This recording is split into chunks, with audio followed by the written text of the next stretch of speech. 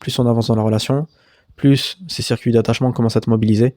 Je crois que d'après Hélène Fischer, c'est au bout de 8-9 mois que tu commences à avoir une vraie mobilisation, et au bout de 2-3 ans, vraiment, c'est clair. Et je précise également qu'il y a beaucoup de couples aussi, beaucoup de relations. Il y a des études qui ont été menées par Arthur Aron, par Bianca Acevedo, par Lucy Brown. Et après, dans certaines études, Hélène Fischer aussi, elle a participé, qui montrent que chez certains couples, les zones dopaminergiques restent actives tout au long du mariage. C'est-à-dire que le sentiment amoureux du début est encore présent après 20 ans, 30 ans, 40 ans.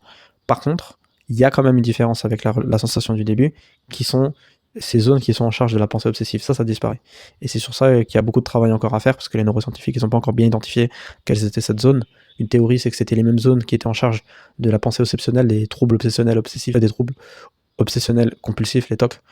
Mais il semblerait que c'est pas tellement le cas. Il y a d'autres hypothèses qui disaient que c'est les mêmes troubles, les mêmes zones qui sont en charge de l'addiction.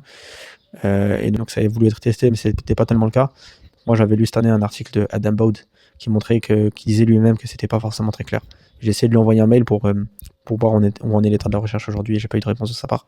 Mais je pense qu'il me répondra peut-être. C'est quelqu'un qui répond, et quelqu'un très très très calé dans ce domaine. En tout cas, le sentiment d'amour du début, il peut rester. Reste la question de comment ça peut rester et comment est-ce qu'il peut rester. C'est tout un débat. Il y a plein de modèles, des modèles qui pour moi ont de l'avenir et des modèles qui n'ont pas d'avenir. Peut-être le modèle majoritaire aujourd'hui, c'est le modèle d'Arthur Aron, qui est le modèle du self-expectation. Self-expectation, c'est l'idée que ces choses-là sont étendues. Enfin, ces sentiments, ils restent quand tu as le sentiment que ton partenaire, il t'apporte quelque chose à ton identité.